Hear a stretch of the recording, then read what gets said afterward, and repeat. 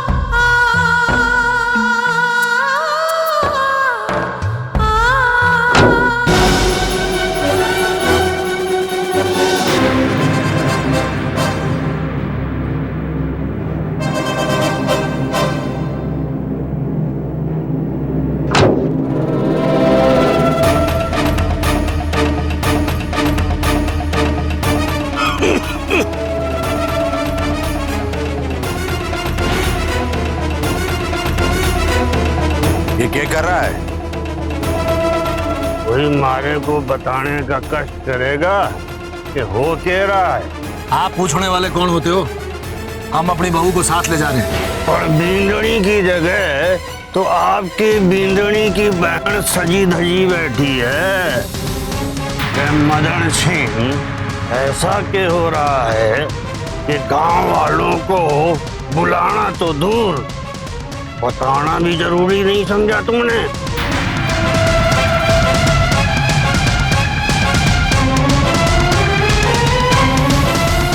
क्या हो गया? हमारा सवाल सुन के तुम लोगों का गला क्यों सूख गया? जवाब दो। तू है कौन सवाल पूछने वाला? हमारा नाम गुमान सिंह ऐसे कोणी, बहुत गुमान रखूं अपने गांव और अपने गांव वासियों के लिए। बड़ा गुमान करे गांव की छोरियों पे नजर डालने। उनके माँ बाप को पंचायत में तू नहीं बुलाया था ना? अरे शर्म कर गुमान सिंह, भगवान को याद करने की उम्र में ऐसी ओछी हरकत करते तन्ने शर्म ना आवे है? अरे शर्म वो करे है जो शर्मनाक काम करे है। मैं तो गांव का सेवक हूँ, सेवा करूं हूँ। अब सेवा करने में काहे की शर्म? मारे सबर की परीक्षा ना ले गुमान सिंह। ठाकुर साहब अपनी बीनड़ी ने घर ले जाने आया है। अच्छा, तो फिर थारी छोरी रसाल बींदड़ी की तरह क्यों संवरी बैठी है? अरे इस सवाल का जवाब देना हमारे को जरूरी नहीं लगे। ये हम दो परिवार का आपसी मामला है। मामला में तो मारे को कुछ गड़बड़ लग रहा है। मदन सिंह, थारी छोरी रसाल का ब्याह परसों विक्रम से है ना? वो ब्याह टल गया है। वो ब्याह टल गया? मुझे बताओ तो नहीं, क्यों टल गया? बताओ तो नहीं। अरे मारे पे क्यों भड़क रहे हो ठाकुर साहब? क्योंकि थारे जैसे लोग इस गांव में रहते हैं। बताओ। नहीं, कीचड़ में पत्थर फेंकोगे तो छींटे खुद पर ही पड़ेंगे। आओ गाड़ी में बैठो।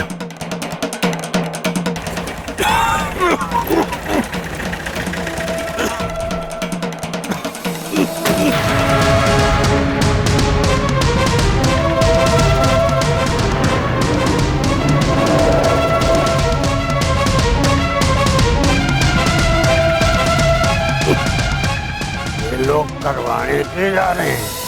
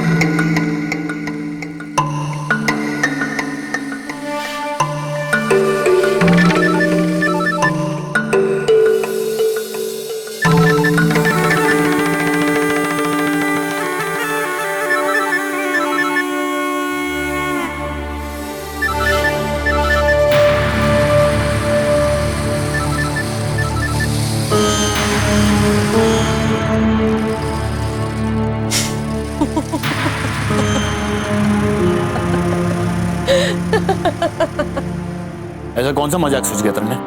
कैसे पागलों जैसी हंस रही हो? ये मजाक से कोई कम नहीं है कुंवर साहब। आप ऐसे कोई बैठे कि आपको उस ठुमरी का फोन भी ना सुनाई दिया?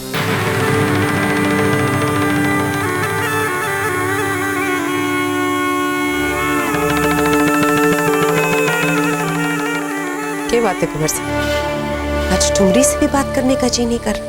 कोई और मिल गई है क्या? करने ऐसा क्यों लागे?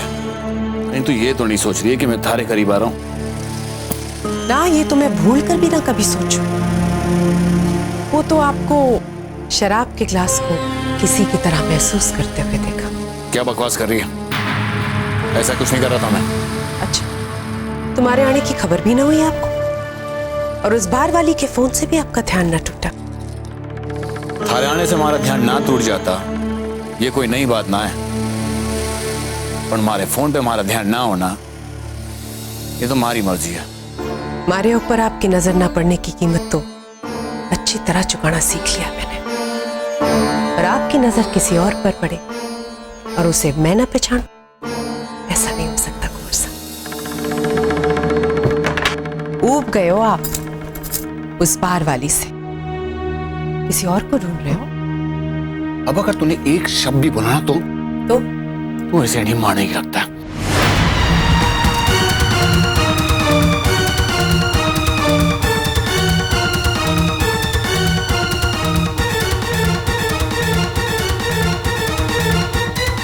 जिसे अधिकार जताने का हक नहीं दिया आपने, उस पर आपको अधिकार जताने का कोई हक नहीं। पद्मा, हाथ छोड़, हाथ छोड़ पद्मा।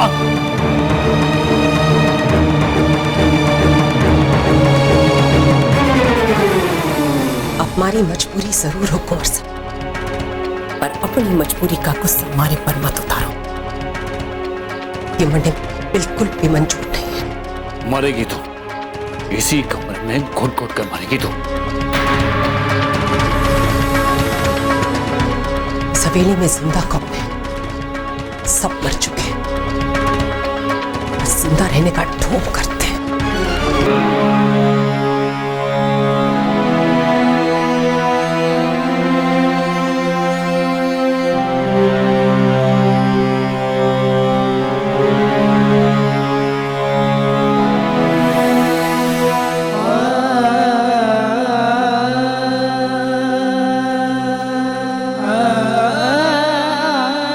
जीजी, आप यहाँ अकेली क्यों खड़ी हो? आओ पास में बैठते हैं।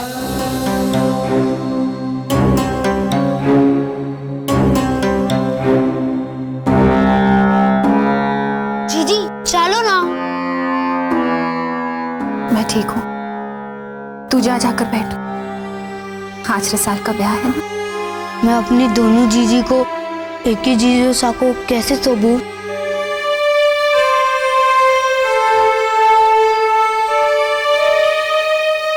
अरे थे लोग अट्टे क्यों खड़ा हो?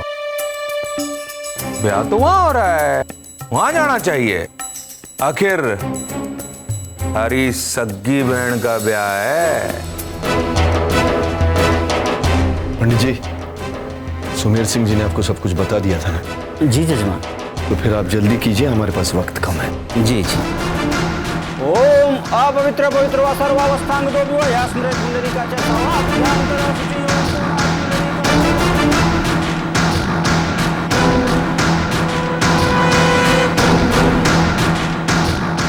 तुम्हारे इस चेहरे की झलक मैंने अपने सपनों में देखी है रुक। ये वो चेहरा है जिसे जितना मैंने आंख खोल कर ढूंढा है, उतना ही आंख बंद करके भी।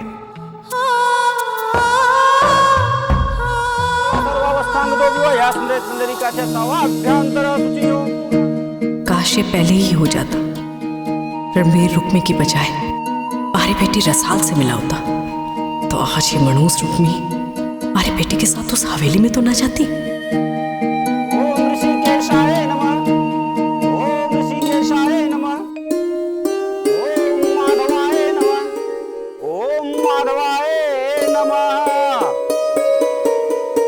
वधु के माता पिता कन्यादान का रस्म करेंगे। पंडित जी एक मिनट। क्या हो गए हो मदन सिंह जी? मैंने आप लोगों से एक वचन चाहा है। कैसा वचन? जीजू साहब, कन्यादान से पहले मदन सिंह वचन मांग रहा है। ये क्या तमाशा है? माफ करना सुमेर सिंह जी, आगे हमारे साथ और तमाशा ना हो, इस बात का ही हमें एक वचन चाहिए। सारी बातें घर से निकलने से पहले ही कर लेते तो अच्छा होता। घर से निकलते ही जो कुछ हुआ उस बात के लिए तो आप लोगों से वचन चाहिए। साफ साफ कहो मदन सिंह जी, क्या कहना चाह रहे हो? चलने से पहले जिस तरह से गुमान सिंह ने आकर के रास्ता रोका, वो आगे भी चुप बैठने वाला नहीं है। वो बार बार रसाल को लेकर के सवाल उठा रहा था। उसका मुंह बंद रखने के लिए रसाल को गांव आने की इजाजत देते रहना पड़ेगा आप लोगों को।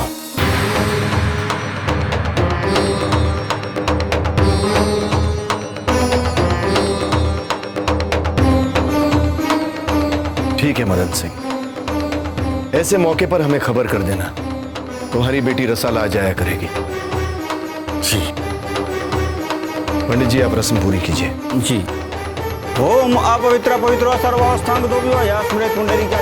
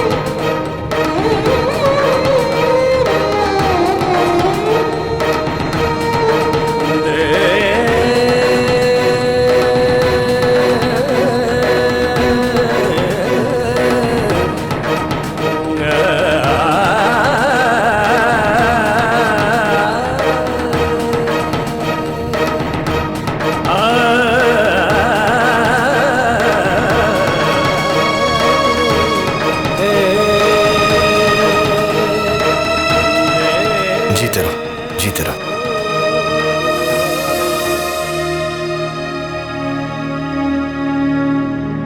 सौभाग्यवती हो बिंदनी। तारा रणवीर के जीवन में आने से इस घर की और घर के सदस्यों की खुशियां वापस आ गई है, जो कुछ दिनों से खो गई थी।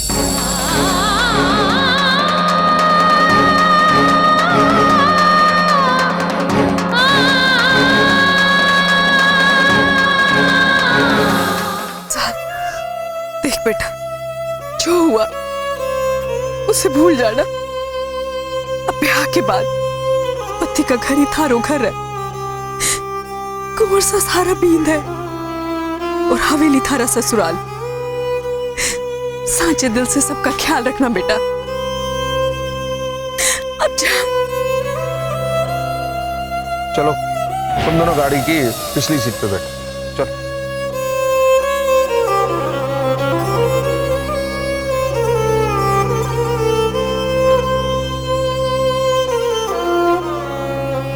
ध्यान रखना अपनी छोटी बहन का। देख तो सब थारे की का चुकाने जा रही है। तू खुश रहना वहां पर और अपनी छोटी बहन को भी खुश रखना। जा अब। चलो बेटा, ध्यान रखिए।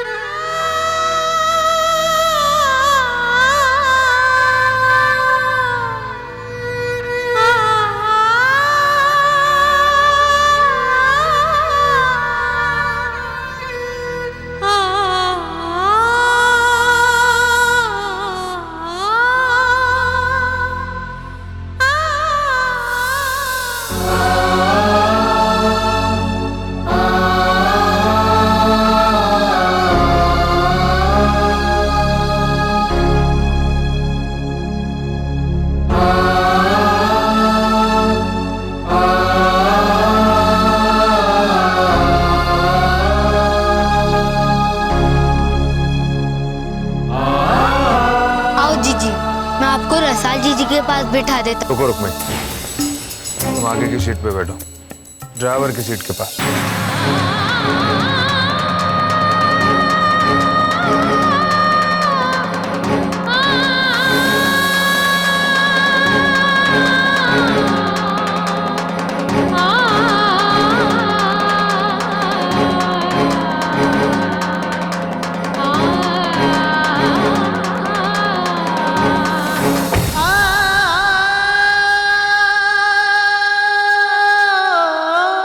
तुम ठीक तो हो ना? जी। मैंने तुमसे नहीं, रसाल से पूछा।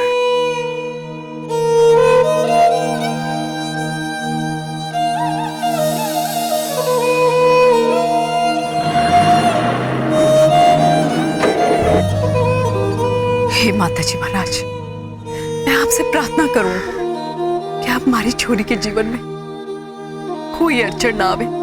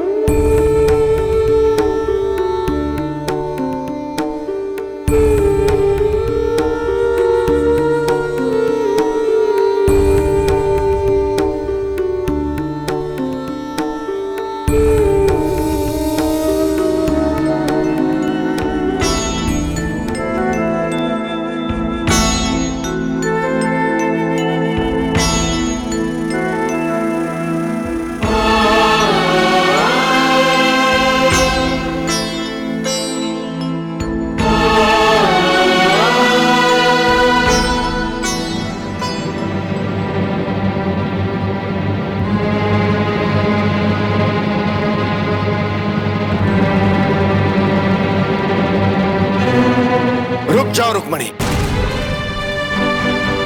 थारा स्वागत किया जा चुका है। जब रणवीर थारे को ब्याह करके लाया था, थारी ही करनी ने हालात बदलती है। अब तो इस घर की बहू नहीं बल्कि दासी है। इमली, रुक्मणी को ले जाकर इसे इसकी जगह दिखा दो।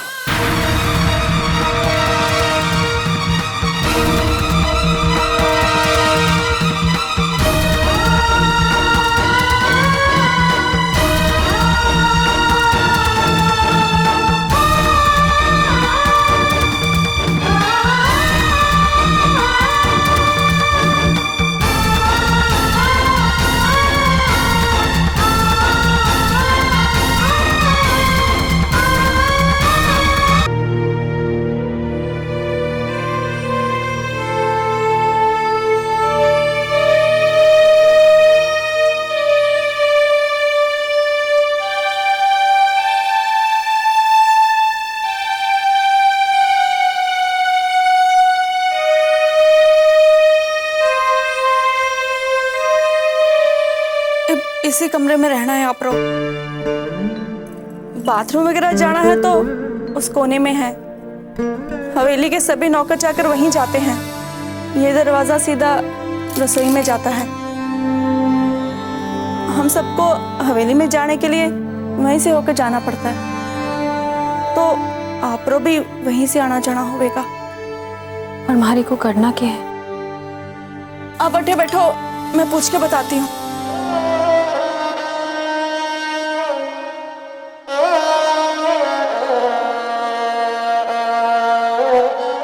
मैंने माफ कर दो रानी। अरे मैंने आपके साथ इस हवेली में अन्याय होते देखा तो खुद भी इस रंग में रंगती चली गई। पर अब जो कुछ भी हो रहा है ना, मारे से ना देखा जाएगा। मैंने मामा को कह दिया, मैंने दूसरी हवेली में काम ढूंढ लिया। अब मैं यहाँ से चली जाऊंगी। और मारे से कोई गलती हो गई तो माफ कर देना। अपना ख्याल रखना।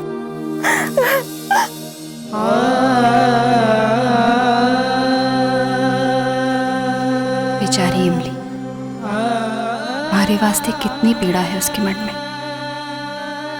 मारे बापू के घर से भी अच्छा है हवेली के नौकरों का कमरा।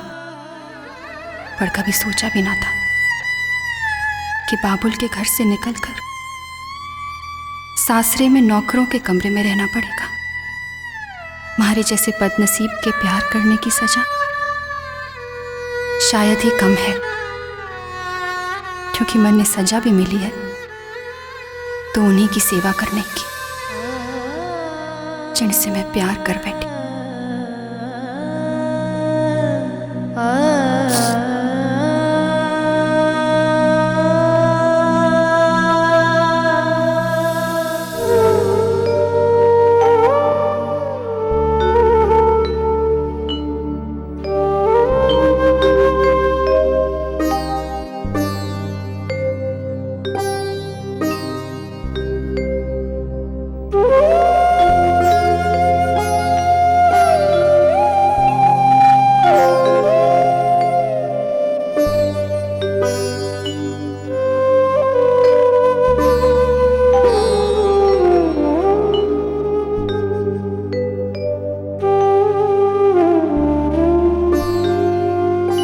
से शिकायत करने जा रही थी कि क्यों किया हमारे साथ ऐसा, पर आपने तो सपने आते ही मारे को रसाल की याद दिलाती। मारे को तुम्हारे प्यार करने की सजा मिलनी ही थी, पर मारी बहन को उसे क्यों मारी सजा को भागी बना दिया?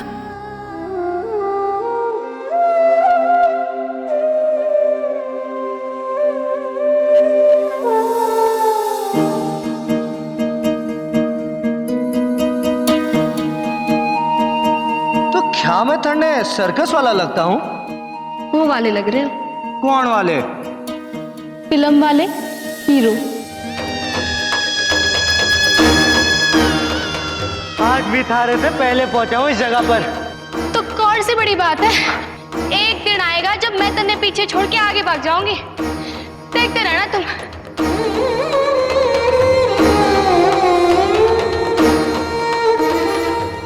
थारे से विनती करने आई, मारे को अपने प्यार के बंधन से मुक्त कर दो। तुम्हारे नसीब में कोई बिगड़ी, भूल जाओ मत। कैसे भूल जाऊं? कैसे भूल जाऊं तने? बचपन से जिसके साथ जीवन बिताने का सपना देखा था, आज उसी ने हमारा सपना तोड़ दिया। तोड़ दिया।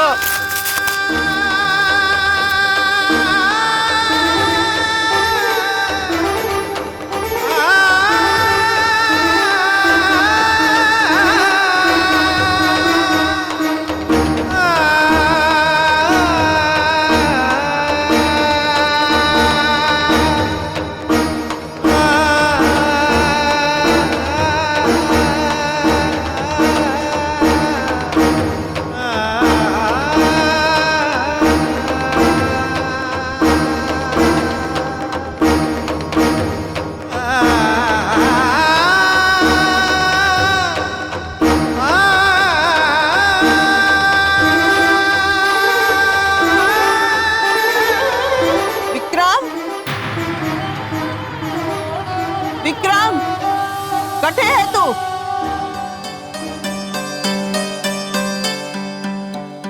क्या हुआ माँ? क्या हुआ?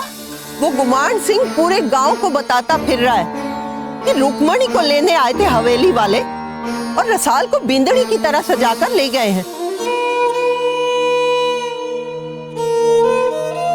रसाल, आखिर तुमने अपना धर्म निभा दिया, अब मारी बारी है। इतना प्यार करता हूं तुमसे कि अब भी थारा या थारे परिवार का नाम खराब ना होने दूंगा। देख, अब तो मारे को भी दाल में कुछ काला लगने लगा है। माँ, आप समझ क्यों नहीं रही हैं? होगी हवेली वालों की कोई रस्म जिसमें दोनों बहनों का साथ होना जरूरी होगा। हम लड़के वाले हैं और मदन सिंह ने हमें भी बताना जरूरी नहीं समझा कि आखिर ऐसी कौन सी रस्म होने जा रही है।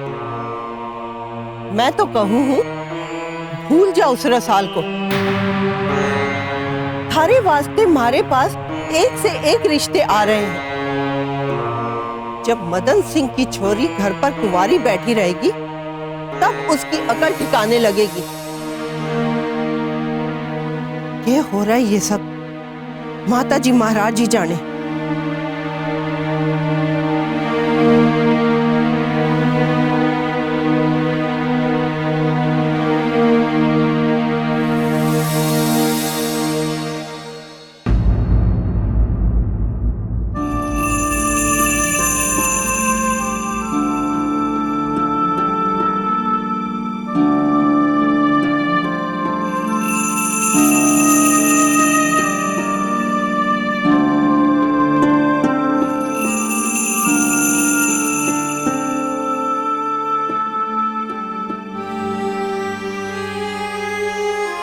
याद है मासा, पिछली बार इस कमरे को ही नहीं बल्कि पूरी हवेली को सजाया था।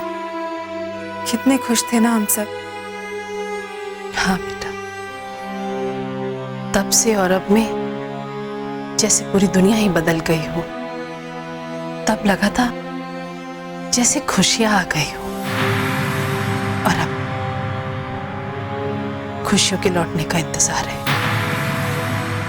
पिछली बार रणबीर की सुहागरात ने बहुत डरावना रूप ले लियो तो, पर इस रात बिंदड़ी ये थारी जिम्मेदारी कि कल सुबह हमारे छोरे के चेहरे पर मुस्कुराहट वापस लौट आवे और वो पिछली सारी बातें भूल जावे। तू समझ रही है ना मैं क्या कह रही हूँ? इस रात का हर नए जोड़े को बेसब्री से इंतजार होता है।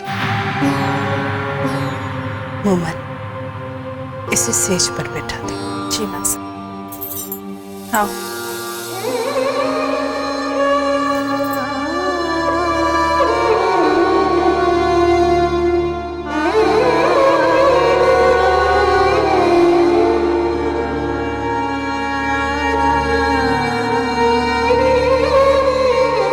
चले मासा।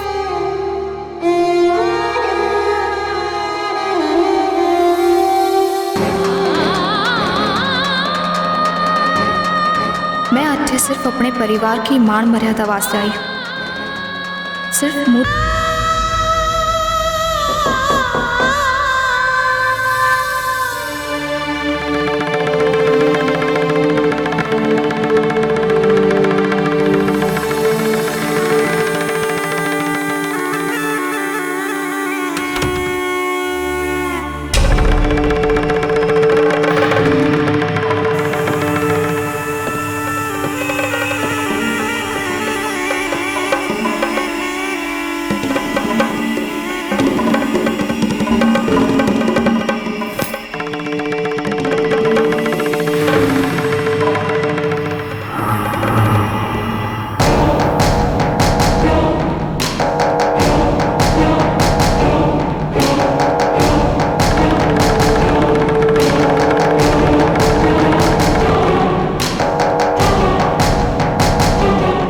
अपनी खूबसूरत आंखें तो दिखा जान वाला।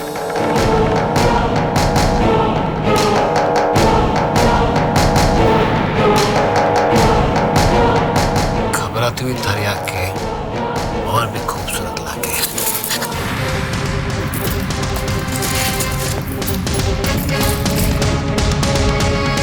खबरदार हरी को हाथ लगाया तो।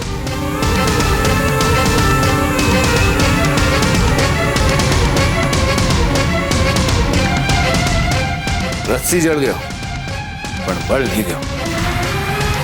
मैं उस दिन थारी बेइज्जती नहीं बोला जो तूने मारी की थी। आज मैं अपना सारा हिसाब चुका कर ही रहूंगा। कटे जा रही है, हमारे से बच के कट।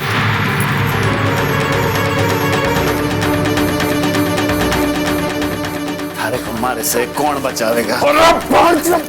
क्या कर रहा है तू? क्या कर रहा है? तू नहीं माना तो मैं जीजू साहब को बुला लूंगा। हाँ मूसा, हमारे को मारे बेइज्जती का बदला लेना है। सुन तो सही तरह बात सुन। सही समय का इंतजार कर। मैं उतावलेपन पे आज सारा खेल खराब कर देगा क्या? समझो? Let's go. Let's go.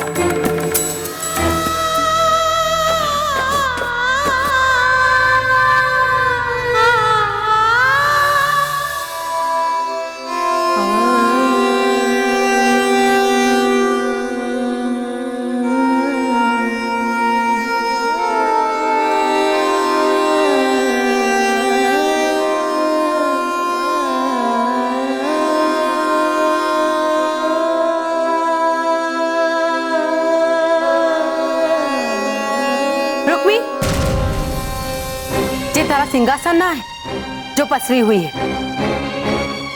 जी जी बंद कर। जाने है ना थारे को इस हवेली में किस वास्ते लाया गया है? नौकरानी को काम करने वास्ते। तो एक बात अच्छी तरह से जान, थारी चाकरी 24 घंटे की है। जैसे ही हम बुलाए वैसे ही आ जाना। ये ले, ये कपड़े पहन ले और तैयार हो जा।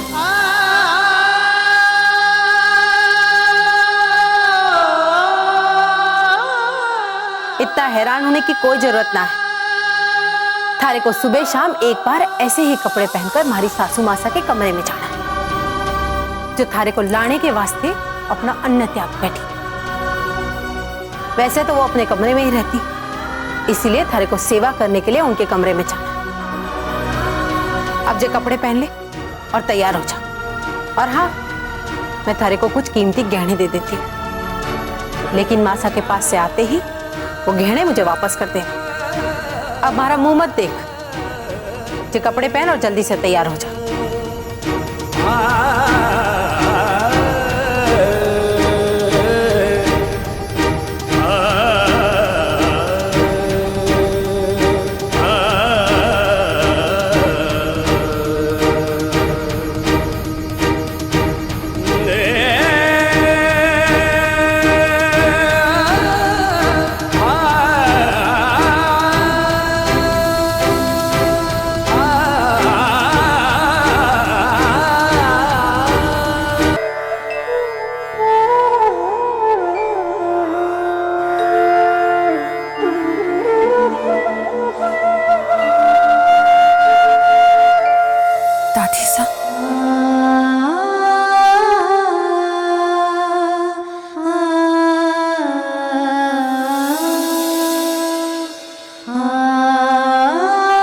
तू खुद ही उठा लेना मासा को।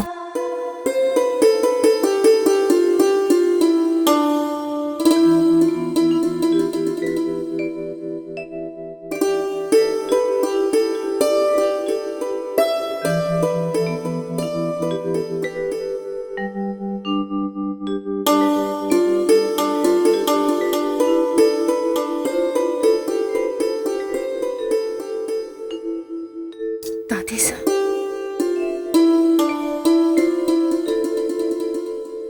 रुक्मी, मासा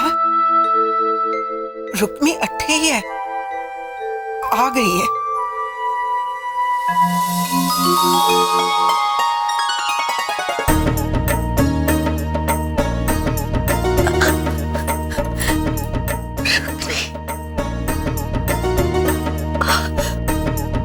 अरे मासा,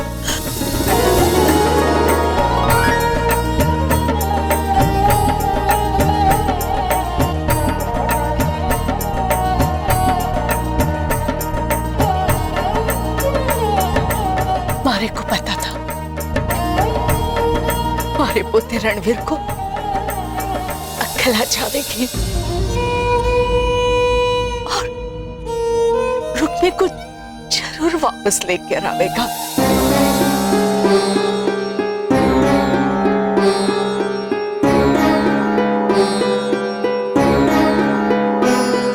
रुक्मी बेटा,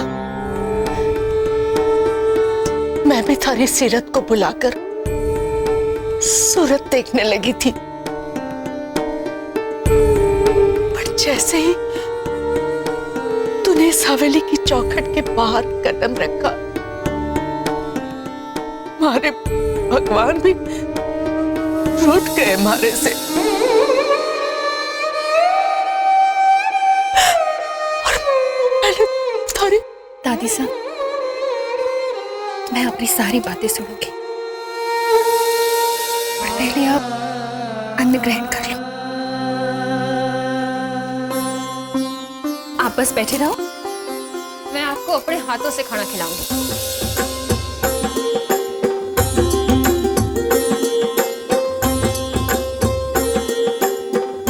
आखिर मैं आपकी खातिर ही तो इस हवेली में आई।